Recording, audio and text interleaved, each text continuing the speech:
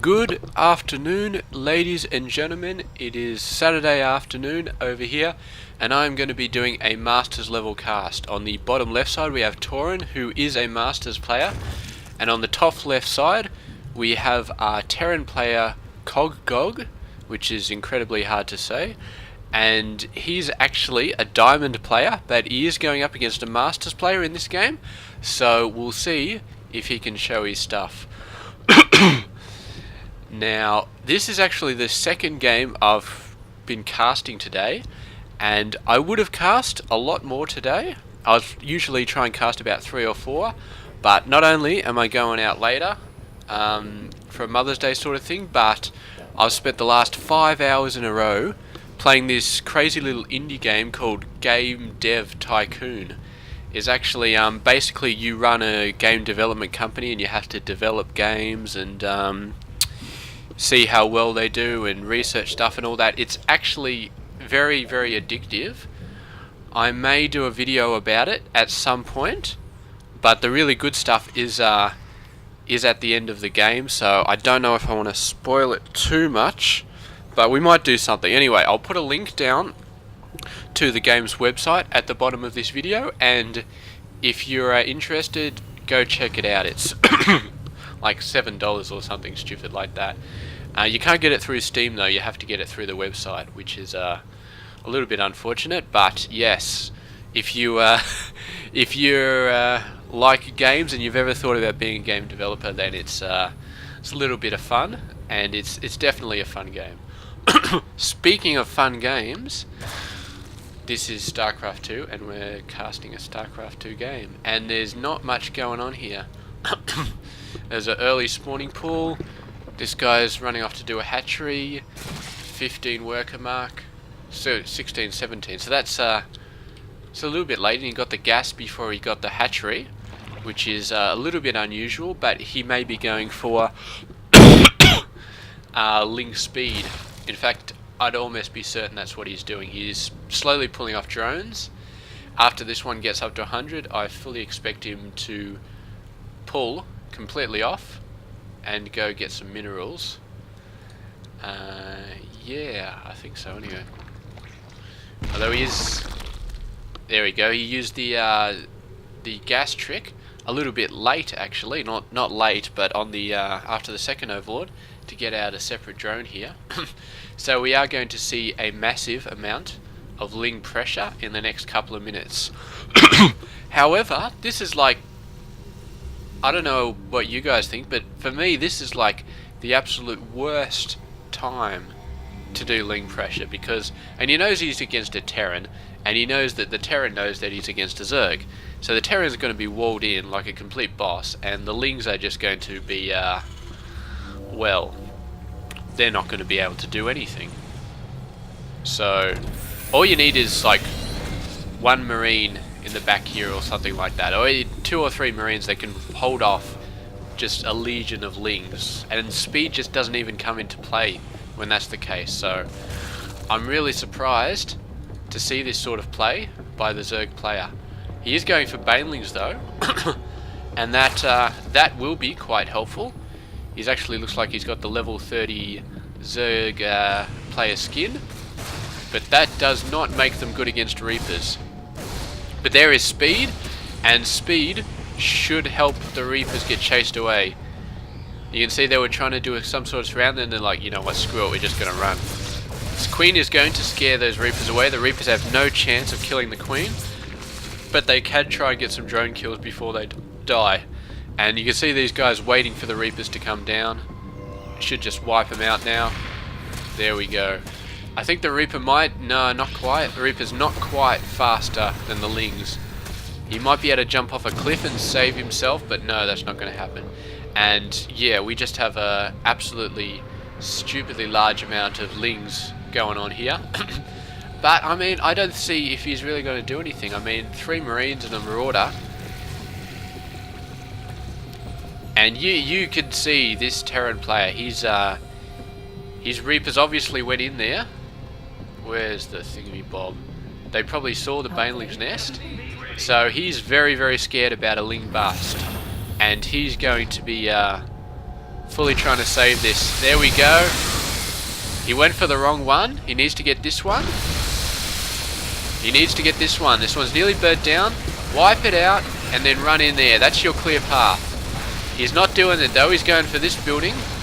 He's finally sees there's a gap. He moves through it, but there's too many forces here. So a bit of a slip up on the Zerg's part, but of course he can't really see that much here in terms of visibility. And beautiful use of a mule there, dropping down and emergency repairing that supply depot. I'm not sure if they actually repair faster than normal SCVs. I'd like to think so, because they can mine faster, but yeah, it's very interesting. Anyway, he's got a siege tank up now, so there's no chance at all that these links are going to get in. Even with a baneling bust, I don't think there's much that the Zerg can do at this point. But he can stay around here, he can stop the command center coming down, and that is going to be good for the Zerg player, because right now he can just drone up like there's no tomorrow, and there's not much that the Terran player can really do about it. The Terran has been pushing his own workers very hard, but yeah, the Zerg could just go absolutely nuts, get up to like 30, 40 workers or something like that, and just keep the Terran player contained in his own base. We'll see if that's what he's going to do. It does look like he's building a few banelings. So he may be going in there for a bust, but I'm not sure I agree with going in on a bust at this point of the game. I don't think it's a very good idea. You got him trapped in there. There's no point going in there and losing units. You've already stopped his expansion from coming down, and that's the main thing, especially with siege tanks. I mean, running lings anywhere near a siege tank is just completely stupid. But we can see there, so that's 7 drones coming down. Oh, I keep losing the... So he's going to be pushing out his work account in a major way.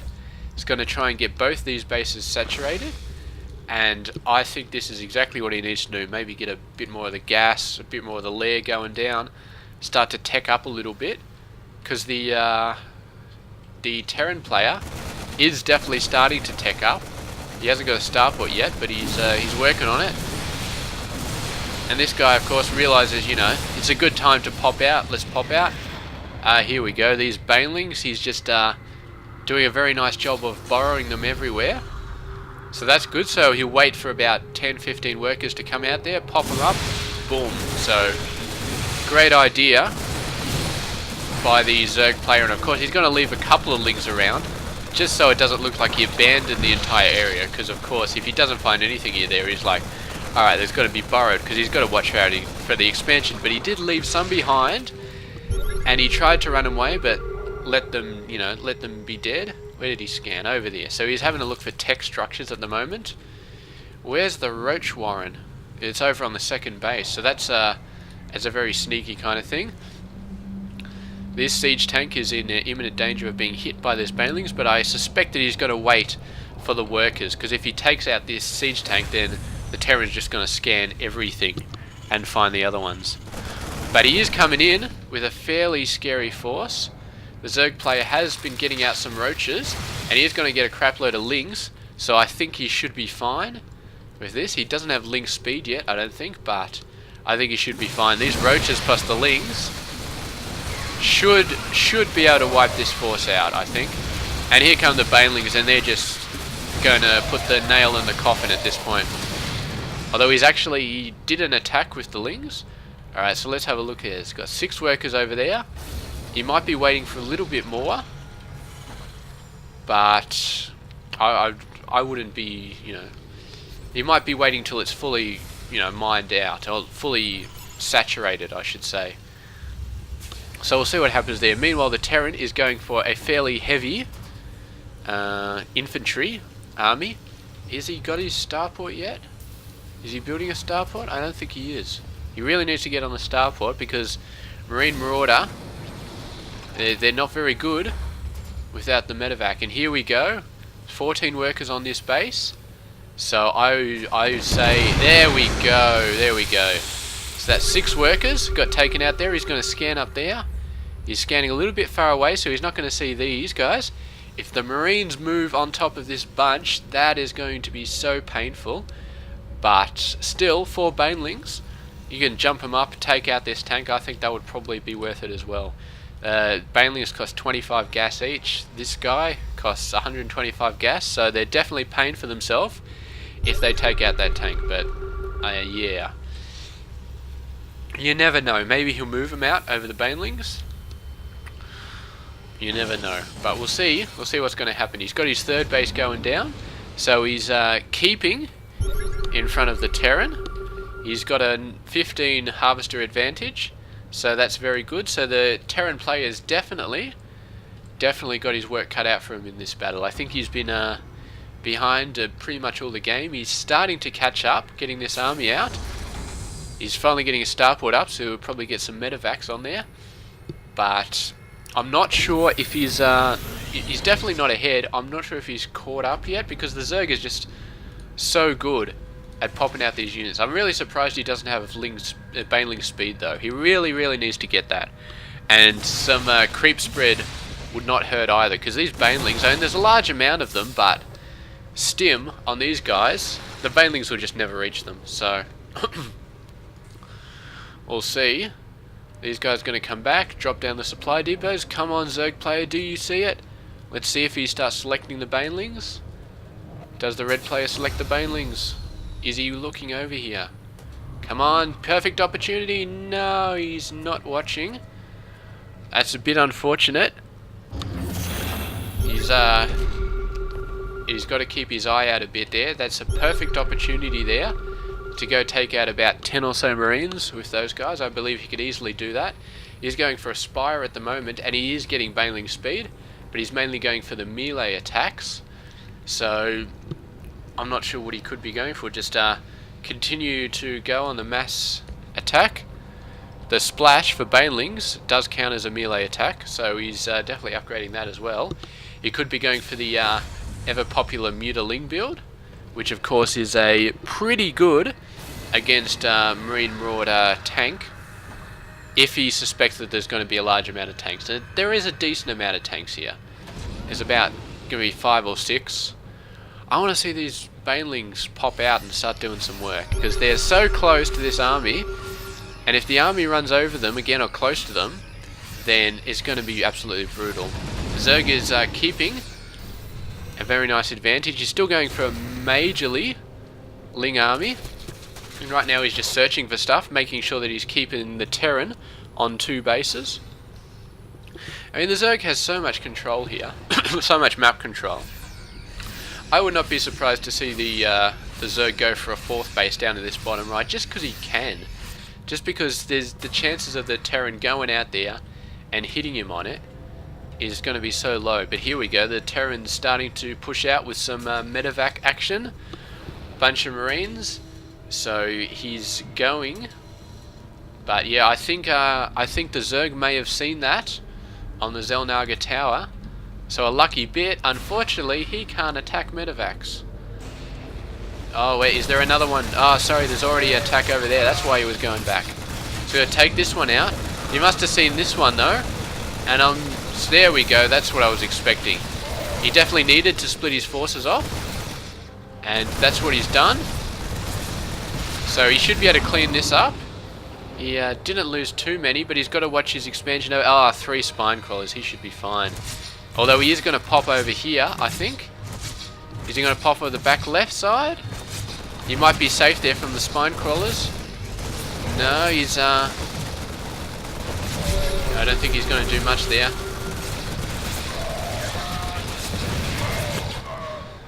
Now we saw the Zerg player go for the Spire. He hasn't gone for any Spire level units though. But he has the resources, 1,000 of each, to go in there, start getting them up. And I will say the Zerg player is doing very well in this game, but his creep spread is just abysmal. Now that's not necessarily going to mean he loses, but it's an advantage that he could have had, and it's an advantage that he could have used. And he hasn't got it now. These Lings are not going to do anything against this big ball. They need a massive amount of Banelings to cut through that, and he didn't have it. Those Lings were trying to do a push, but there's just too many siege tanks around, and they just got obliterated. And the Zerg player might be in trouble here, because this army is coming across now. It's very scary. I don't know what he has to go against it anymore. He just lost all of his lings, and lings weren't that good against it.